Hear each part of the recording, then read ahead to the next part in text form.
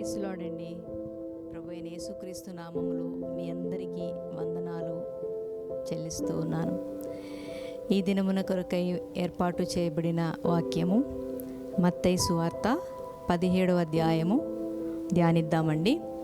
యేసు రూపాంతరము చెందుట అన్నది ఈ అధ్యాయంలో మనము ఈరోజు తెలుసుకుందాము. 6 దినములైన తరువాత యేసు పేతురును, యాకోబును, అతని సహోదరుడైన యోహానును వెంటబెట్టుకుని ఒక కొండ మీదకి ఏకాంతముగా పోయి వారి ఎదుట రూపాంతరము పొందెను. యేసు ప్రభువారు తన శిష్యులతో సంచారము చేస్తున్నప్పుడు శిష్యులకు అనేక విషయాలను బోధిస్తూ గొప్ప అద్భుతమైన కార్యాలు వారి ఎదుట కనుపరుస్తూ దేవుని యొక్క గొప్పతనమును, ఆయన శక్తి ప్రభావములు శిష్యులు ఎంతగానో చూస్తూ వాటన్నిటినీ కూడా ఎరిగిన వారై ఉంటూ ఉండగా యేసు ప్రభు వారు ఎత్తైన ఒక కొండ మీదకి పోయి ఏకాంతముగా వారి ఎదుట రూపాంతరము పొందెను. యేసు ప్రభు వారు ఎలా రూపాంతరం పొందారు? రూపాంతరం పొందుట అన్న యొక్క మాటలో ఎంత లోతైన అర్థం ఉందో లేఖనాల ద్వారా చూద్దాము. అయితే ఇక్కడ వారి ఎదుట రూపాంతరము పొంది ఆయన ముఖము సూర్యుని వలె ప్రకాశించెను, ఆయన వస్త్రములు వెలుగు వలె తెల్లనివాయెను. ఇదిగో మోషేయు ఏలియాయు వారికి కనబడి ఆయనతో మాట్లాడుచూ ఉండిరి. ఎవరికి కనపడ్డారండి? ఇక్కడ చూసినప్పుడు పేతురు, యాకోబు, అతని సహోదరుడైన యోహాను వీరికి యేసు ప్రభు వారు రూపాంతరమవుట కనబడుటయే కాకుండా ఆయన ముఖము ఎంతగానో సూర్యుని వలె ప్రకాశించడం చూశారు. వస్త్రములు తెల్లనివిగా కనబడుచూ ఉన్నవన్నమాట. అయితే ఇదిగో మోషేయు ఏలియాయు ఆయనతో పాటు ఉండుట, ఆయనతో మాట్లాడుచూ ఉండుట వీరు చూచారు. దేవునితో పాటు యేసు ప్రభు వారితో పాటు ఇక్కడ మోషేయు అలాగే ఏలియా కనబడుతున్నారంట. అప్పుడు చూడండి ఇక్కడ వాక్యంలో, అప్పుడు పేతురు, ప్రభువా మనం ఇక్కడ ఉండుట మంచిది అంటున్నాడు. ఇక్కడ ప్రభువా మనం ఇక్కడుట మంచిది, నీకిష్టమైతే ఇక్కడ నీకు ఒకటియు, మోషేకు ఒకటియు, ఏలియాకు ఒకటియు 3 పర్ణశాలలు కట్టుదమని యేసుతో చెప్పెను. అంటే మనం ఇక్కడ చూసినప్పుడండి శిష్యులు యేసు ప్రభు వారితో పాటు యోర్దాను నది, అలాగే ఆయా ప్రాంతాల్లో గలిలయ ప్రాంతము, ఈ ప్రాంతాలన్నీ వారితో పాటు సంచరిస్తూ ఉండగా ఆయన రూపాంతరం పొందుట, ఆ సూర్యుని వలె ఆయన ముఖం ప్రకాశించుట, తెల్లని వస్త్రములు ధరించుట, మోషే ఏలియాతో పాటు నిలుచుట, వారితో సంభాషించుట, ఇవన్నీ చూసినప్పుడు మనం ఇక్కడుండుట మంచిది. ఆయన ప్రభావము అప్పుడు వారు చూడటం అనేది ప్రత్యక్షంగా వారు చూసిన వారై ఉన్నారు. అప్పుడు అంటున్నారనమాట, ఇక్కడ నీకొక పర్ణశాల, మోషేకు ఒక పర్ణశాల, ఏలియాకు ఒక పర్ణశాల కట్టుదుము, ఇక్కడ ఉండుట మంచిది అని అంటున్నారు. అయితే ఇక్కడ అతడు ఇంకనూ మాట్లాడుచూ ఉండగా ఇదిగో ప్రకాశమానమైన ఒక మేఘము వారిని కమ్ముకొనెను. ఇలా మాట్లాడుతున్నప్పుడు ఒక ప్రకాశమైన మేఘము వారిని కమ్ముకోవడం కూడా శిష్యులు ఇక్కడ చూడడం జరుగుతుంది. ఇక్కడ ఇదిగో ఈయన నా ప్రియ కుమారుడు, ఈయన యందు నేను ఆనందించుచూ ఉన్నాను, ఈయన మాట వినుడని ఒక శబ్దము ఆ మేఘములో నుండి పుట్టెను. ఈయన నా ప్రియ కుమారుడు, ఈయన యందు నేను ఆనందించుచూ ఉన్నాను అనే గొప్ప శబ్దము. శిష్యులు అక్కడ దేవుని యొక్క రూపాంతరం చూశారు, అలాగే మోషే ఏలియా నిలబడుట చూశారు, వారితో మాట్లాడడం చూశారు, అలాగే అక్కడ ఒక గొప్ప శబ్దము, ప్రియ కుమారుడు ఈయన యందు నేను ఆనందించుచున్నాను అనే శబ్దం కూడా వారు వినటం జరిగింది.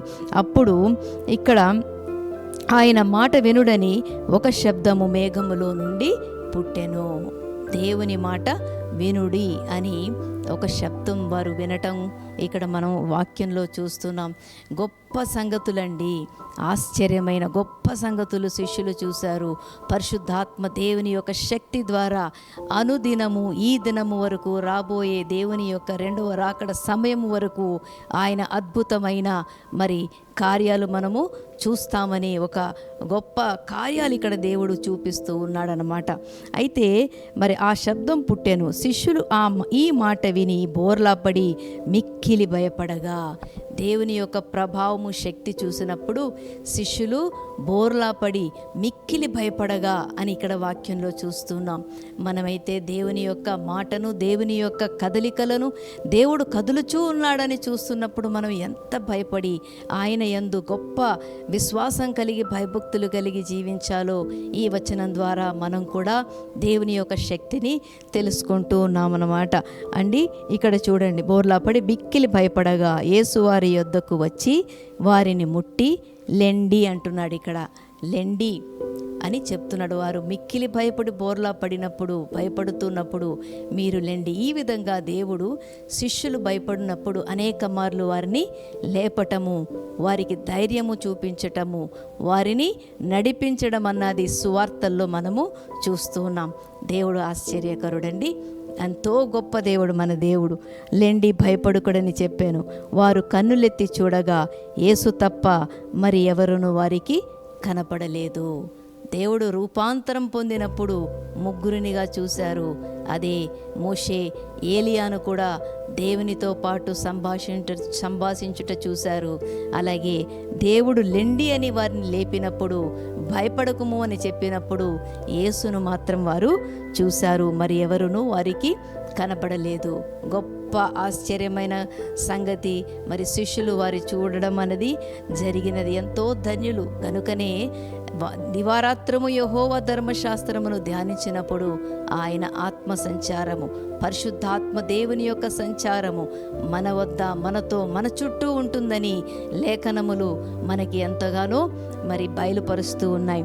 అయితే వారు కొండ దిగి వచ్చుచూ ఉండగా మరి శిష్యులతో పాటు, యేసు ప్రభుతో పాటు శిష్యులు మరి కొండ దిగి వచ్చుచూ ఉండగా మనుష్య కుమారుడితో చెప్పకుడని, మృతులలో నుండి లేచు వరకు ఈ దర్శనము మీరు ఎవరితోనూ చెప్పకుడని యేసు వారికి ఆజ్ఞాపించెను. చూడండి, ఇక్కడ శిష్యులకు ఆయన ఎంతగానో సమీపముగా ఉండి ఆయన శక్తి ప్రభావములు, ఆయన ఔన్నత్యమును, ఆయన ప్రత్యక్షతను చూపించినప్పుడు శిష్యులు వారు మరి ధన్యులుగా, వారు మరి దేవునితో పాటు సంచరించేవారుగా ఉన్నప్పుడు ఎంతో ధన్యత్వం వారు సంపాదించుకున్నారు.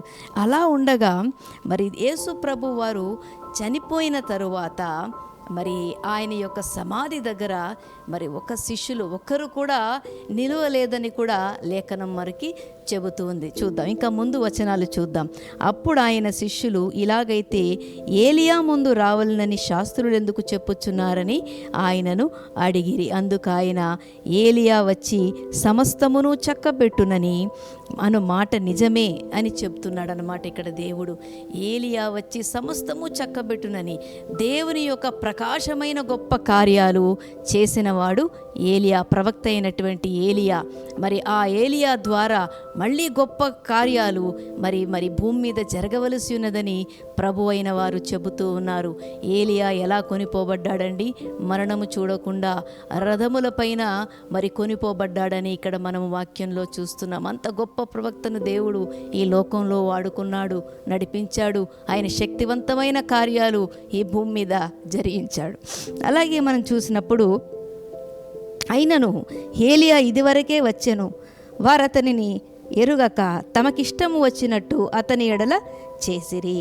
ఇక్కడ ఏలియా ఇదివరకే వచ్చాడు, కానీ వారు అతనిని గ్రహించకుండా వారికి ఇష్టం వచ్చినట్టు చేశారని కూడా ప్రభు ఇక్కడ చెబుతూ ఉన్నాడు. చూడండి, ఇక్కడ మనుష్య కుమారుడు కూడా అలాగే వారి చేత శ్రమలు పొందబోచున్నాడని మీతో చెప్పుచున్నాను. నేను యేసు ప్రభు వారు ఈ లోకానికి రావడానికి ఆయన యొక్క సంకల్పము, దేవుని యొక్క సంకల్పము, మన మానవుల కొరకు రక్షణ నిమిత్తము ఆయన ఈ లోకానికి మరి రావటం అనేది జరిగింది. రక్షణ అనుగ్రహించాడు, రక్షణను దయచేశాడు. తిరిగి పునరుద్ధానములో మరి నిత్య జీవములో మరి ఆయన కలుసుకోవడానికి ఒక అర్హతను కలుగు చేసిన దేవుడు మన దేవుడైన రక్షకుడైన యేసుక్రీస్తు. మరి అలా చూసినప్పుడు చూడండి ఇక్కడ, అప్పుడు ఆయన బాప్తిస్మం ఇచ్చి యోహానును గూర్చి తమతో చెప్పెనని శిష్యులు గ్రహించిరి. దేవుని కంటే, యేసు ప్రభు వారి కంటే ముందుగా వచ్చిన మరి వాడు ప్రవక్త అయినటువంటి మరి యోహాను, బాప్తిస్మం ఇచ్చి యోహాను. ఈ యోహాను దేవుని మార్గమును సరళము చేస్తూ, నాకంటే వెనుక వచ్చువాడు నాకంటే మరి శక్తిమంతుడు, ఆయన మరి పరిశుద్ధాత్మలోను అగ్నిలోను బాప్తిస్మం ఇచ్చునని ఆయన త్రోవను సరళం చేస్తూ, ఆయన స్వరమును వినిపిస్తూ అడవిలో స్వరమును వినిపించెను. మరి ఎంతోమంది మరి యోహాను వద్దకు వచ్చి బాప్తిస్మం పొందుకున్నారని మరి దేవుని లేఖనంలో మనం చూసి మరి ఎంతో మరి ఆ యొక్క సత్యాన్ని గ్రహించిన వారమై ఉన్నాం. చూడండి ఇక్కడ, వారు జనసమూహమునొద్దకు వచ్చినప్పుడు ఒకడు ఆయన యొద్దకు వచ్చి ఆయన ఎదుట మోకాళ్ళుని, మరి ప్రభు వద్దకు అనేకులు వచ్చారని సువార్తల్లో చూసిన మోకాళ్ళుని, ప్రభువా నా కుమారుడు మరి చాంద్ర రోగము కలిగిన వాడై ఉన్నాడు, మరి ఇట్టి వ్యాధి నుండి నీవే రక్షించమని చెప్పమని మరి కరుణించమని వారు ఆ యొక్క మోకాళ్ళుని ప్రార్థించినప్పుడు, మిక్కిలి బాధపడుచున్నప్పుడు, ఎలాగనగా అగ్నిలోను నీళ్లలోను తరచుగా పడుచున్నాడు, నీ శిష్యుల యొద్దకు వానిని తీసుకొని వచ్చి తిని గాని వారు వానిని స్వస్థపరచలేకపోయారు అని యేసు ప్రభుతో చెబుతున్నారు. యేసు ప్రభు యొక్క ప్రభావమును, ఆయన రూపాంతరమును చూసిన శిష్యులు కొన్ని సమస్యలు శిష్యుల వద్దకు వచ్చినప్పుడు వారు అది బాగు చేయలేకపోయారని దేవుని యొద్దకు వచ్చి మనవి చేస్తున్నప్పుడు ప్రభువు ఇలాగూ చెబుతూ ఉన్నాడనమాట. చూడండి ఇక్కడ, మరి వారు అందుకు యేసు, విశ్వాసము లేని మూర్ఖతరములారా, మీతో నేనెంతకాలము ఉందును, ఎంతవరకు మిమ్మను సహింతును, వాని నా యొద్దకు తీసుకుని రండని చెప్పెను. అంతటా యేసు ఆ యొక్క దయ్యమును గద్దింపగా అది వానిని వదిలి పోయెను. ఆ గడియ నుండి చిన్నవాడు స్వస్థత నొందెను అని ఇక్కడ లేఖనంలో చూస్తూ ఉన్నాం. చూడండి, విశ్వాసము చాలా గొప్ప మరి ప్రభావవంతమైనది. విశ్వాసము గొప్ప కార్యములు చేయును. విశ్వాసము గొప్ప సంగతులను చూపించును.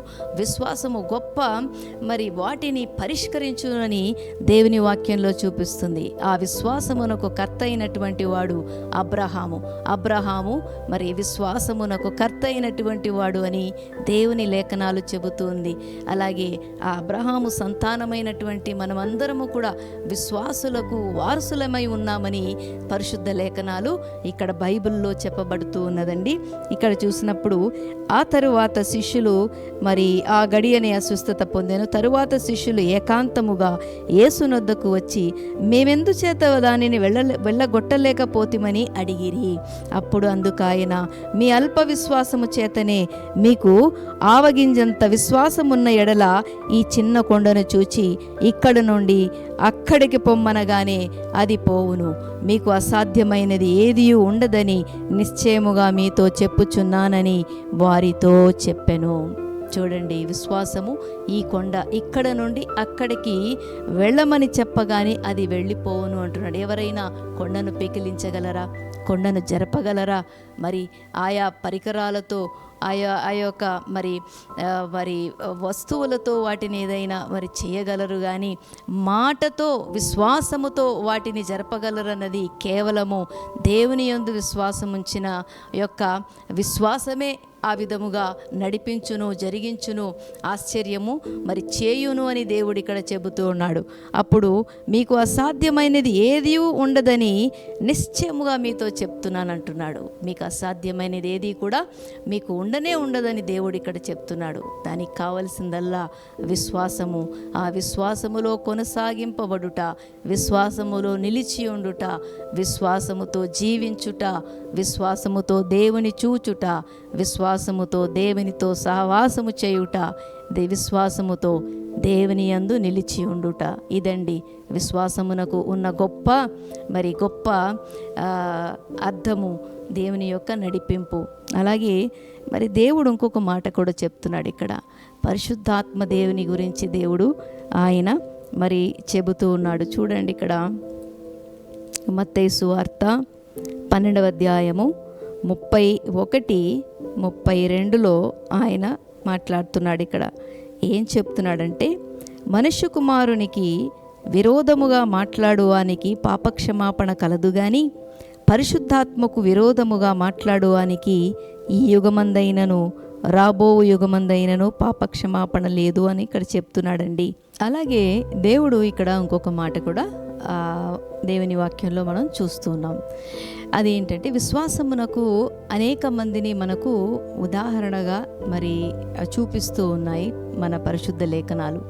అలా చూసినప్పుడు ఇక్కడ సమరయ స్త్రీని మనం చూస్తూ ఉన్నాం.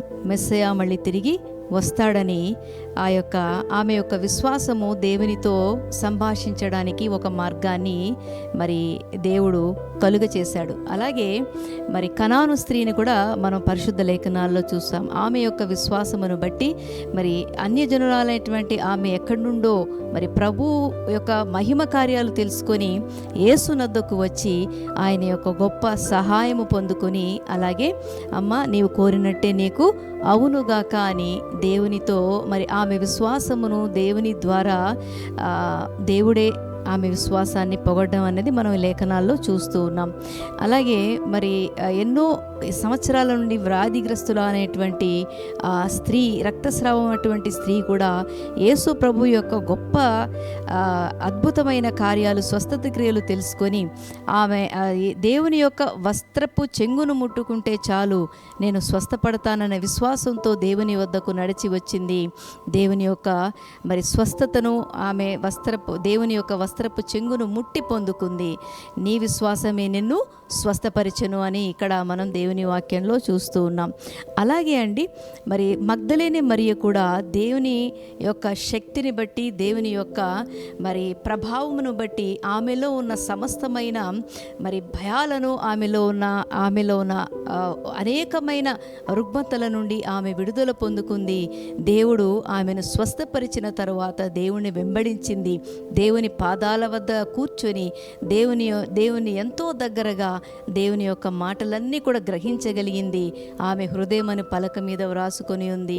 దేవుని పట్ల ఆమెకున్న గొప్ప విశ్వాసమును దేవుడు మరి ఆమె విశ్వాసమును కనుగొన్నాడు గనుకనే దేవుణ్ణి అభిషేకించడానికి, మెస్సియా నువ్వు అభిషేకించగల గొప్ప భాగ్యమును ఆమె పొందుకుంది. ఆమె పొందుకున్నప్పుడు మరి ఆమె చుట్టూ ఉన్న శిష్యులు, దేవుని వద్ద ఉన్నవారు అనేక మంది ఆమెను అడ్డగించినప్పటికీ ఆ దేవుని అభిషేకించటంలో ఆ యొక్క జటామాంసి అత్తరుతో, ఎంతో విలువైన అత్తరుతో దేవుని మరి పాదాలను కడిగి ఆమె మరి దేవుని పాదాలను ముద్దాడింది. ఈ ప్రకారంగా చూసినప్పుడు దేవుడు ఆమెను ఏర్పాటు చేసుకొని దేవుని యొక్క భూస్థాపన నిమిత్తము ఆమె యొక్క అత్తరును పూయుట, అత్తరుతో ఆమె దేవుని పాదాలను కడుగుట అన్న యొక్క ఆ పని నిమిత్తము, లేక ఆమె పట్ల ఉన్న సంకల్పము నిమిత్తము దేవుడు ఆ విధంగా మరి బయలుపరచడం అన్నది జరిగింది.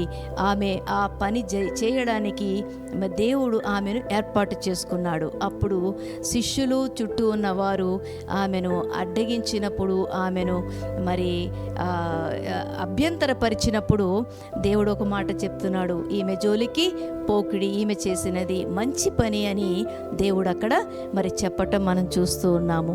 ఈ అధ్యాయమును లేక ఈ అంశమును నేను ధ్యానిస్తూ ఉన్నప్పుడు, మెస్సియా అభిషేకమును ధ్యానిస్తూ ఉన్నప్పుడు, మగ్దలేనే మరియ ఎలాగ యేసు పాదాల దగ్గర ఉండి తను యేసు యొక్క గొప్ప కార్యాలు, ఆయన యొక్క పునరుద్ధానమును, పరలోకములో ఉన్న ఆ యొక్క గొప్ప ఔన్నత్యమును అన్నిటినీ కూడా గ్రహించగలిగిన యొక్క గొప్ప భాగ్యమును, పరిశుద్ధాత్మ దేవుని యొక్క కదలికను, మార్పును, మరి గొప్ప కార్యములు ఆమెలో జరిగినప్పుడు అందరికంటే ప్రత్యేకముగా దేవుని గురించి ఆలోచించగలిగిన గొప్ప శక్తివంతమైన ఆత్మ కుమ్మరింపు ఆమెలో కలిగిందని మరి దేవుని వాక్యంలో మనం చూడగలుగుతున్నాం, దేవుని మాటలో చూడగలుగుతున్నాం.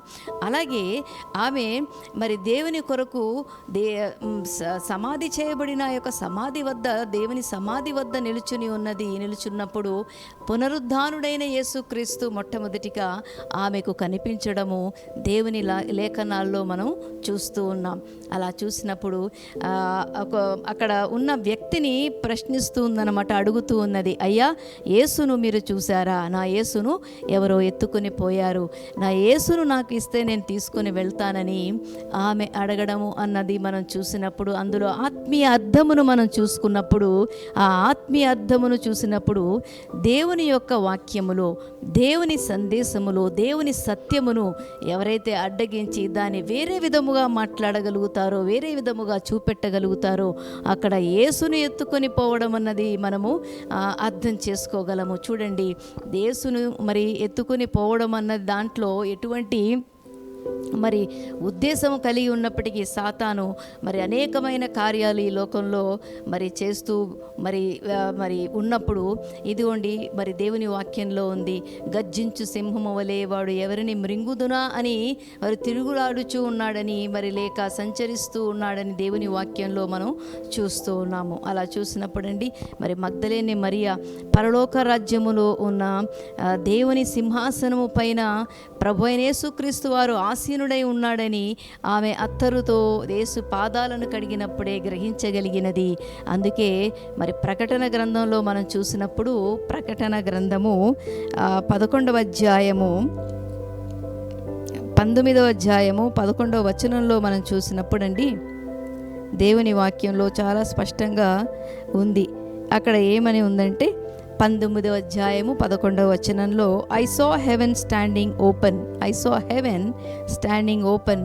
ఇది మరి యోహాను గారు ఈ దర్శనాన్ని చూసి మరి ఆ ప్రకటన గ్రంథంలో మనకు తెలియపరచడం ఇక్కడ జరుగుతుంది. చూడండి 19వ అధ్యాయము మరి 11వ వచనంలో చూసినప్పుడు, మరియు పరలోకము తెరవబడి ఉండుట చూచి తిని, అప్పుడదిగో తెల్లని గుర్రం ఒకటి కనబడెను, దాని మీద కూర్చుండి ఉన్నవాడు నమ్మకమైన వాడును సత్యవంతుడును అనునామము గలవాడు, ఆయన నీతిని బట్టి విమర్శ చేయుచు యుద్ధము జరిగించుచూ ఉన్నాడు అని ఇక్కడ మనము ఈ లేఖనాల్లో చూస్తూ ఉన్నాం.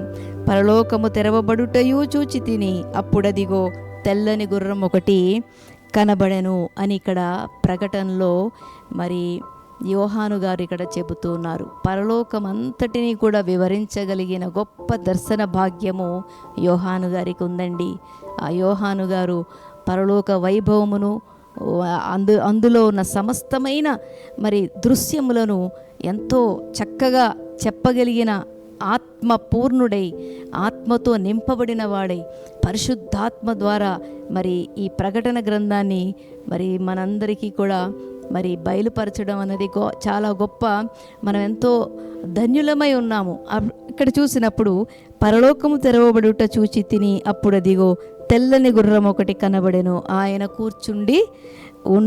కూర్చుండి ఉన్నాడు, నమ్మకమైన వాడును సత్యవంతుడును అనునామము గలవాడు, నమ్మకమైన వాడు సత్యవంతుడును అనునామము గలవాడు, ఆయన నీతిని బట్టి విమర్శ చేయుచు యుద్ధము జరిగించుచు ఉన్నాడు. చూడండి, నీతిని బట్టి ఆయన విమర్శ చేయుచు యుద్ధము జరిగించుచు ఉన్నాడు. గనుక ప్రతి ఒక్క మరి అంశములోనూ మరి ప్రతి ఒక్క ప్రజ నిమిత్తము దేవుడు ఎంతో ఆసక్తి కలిగి ఉన్నాడు. దేవుడు ఎంతో ప్రేమ కలిగి ఉన్నాడు. వారి పక్షముగా ఉన్నవాడై ఉన్నాడు, అనువాడై ఉన్నాడు. మోషేతో ఉన్నవాడై ఉన్నాడు, అనువాడై ఉన్నాడు. అలాగే గిద్యోనుతో ఉన్నవాడై ఉన్నాడు, అనువాడై ఉన్నాడు. నేనే అని చెప్పినవాడు. అలాగే మరి యోహాను దర్శనములో చూచిన దేవుడు పరలోకములో ఉన్నవాడై ఉన్నాడు, అనువాడై ఉన్నాడు. అలాగే నీ రాజ్యము వచ్చునుగాక, నీ చిత్తము నెరవేరునుగాక అని పరలోకమందున్న ప్రార్థనలో, దేవుడు నేర్పించిన ప్రార్థనలో ఎలాగైతే దేవుడు మనకు నేర్పించాడో, ఆయన రాజ్యము ఆయన వాక్యమే అండి. దేవుని ప్రేమయే, దేవుని సత్యమే, ఇదే దేవుని రాజ్యము. ఈ దేవుని రాజ్యమును ఎవరైతే శ్రద్ధ కలిగి, ప్రేమ కలిగి, ఆసక్తి కలిగి కనుగొంటారో, దేవుణ్ణి కనుగొంటారో, వారు సత్యమందు నిలిచి ఉందురు, సంతోషించుదురు, సమాధానమును ప్రకటించగలుదురు అని దేవుని వాక్యంలో ఉంది.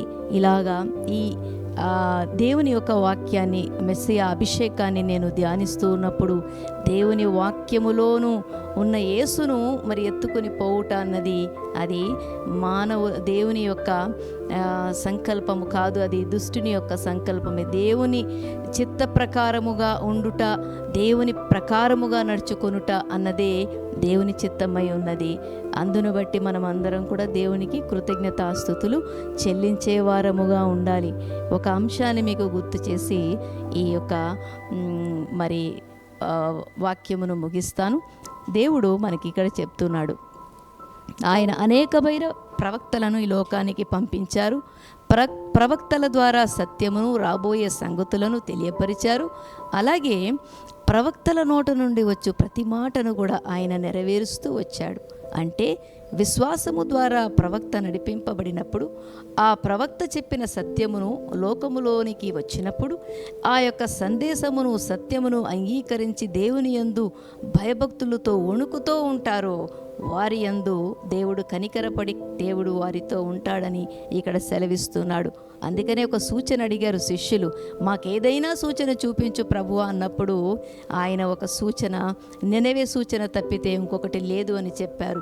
నినవే సూచనలో విశ్వాసము కనబడుతుంది, విడుదల కనపడుతుంది, అలాగే సమాధానము కనపడుతుంది. దేవుని యొక్క హృదయమును ఎరిగిన వారే ఉండులాగున ఆ యొక్క సూచనలో మనకు ఆయన నేర్పిస్తూ ఉన్నారు. గనుక దేవుని యందు మనమందరము విశ్వాసము కలిగి ఉండాలి. ఆయన ఎలాగైతే రూపాంతరము చెంది దేవుని శక్తిని, ఆత్మను మనకు ఇచ్చారో, అలాగే మనందరికీ కూడా ప్రభు యొక్క పరిశుద్ధాత్మ దేవుని యొక్క శక్తి, ఆయన యొక్క ఆత్మ కుమ్మరింపు, నడిపింపు ప్రతి ఒక్కరి మీద ఉండులాగున మరి అంత్య దినాల్లో ఆయన ఆత్మ ప్రతి ఒక్కరిపైన కుమ్మరింపబడునని ప్రవచనములో, ప్రకటనలో ఎలాగైతే ఉందో ఆ వాక్య నెరవేర్పు దినాలు మనకు అతి సమీపములో ఇప్పుడునూ వచ్చే ఉన్నవని దేవుని వాక్యం చెబుతుంది. అందుచేత మనమందరం దేవుని యందు సంతోషము కలిగి, ఆయన యందు మరి మెళకువ కలిగి ఉండి ప్రార్థించే వారముగా ఉందాము. దేవుడి పరిశుద్ధ వాక్యమును దీవించునుగాక. మీ అందరికీ praise the Lord. Thank you.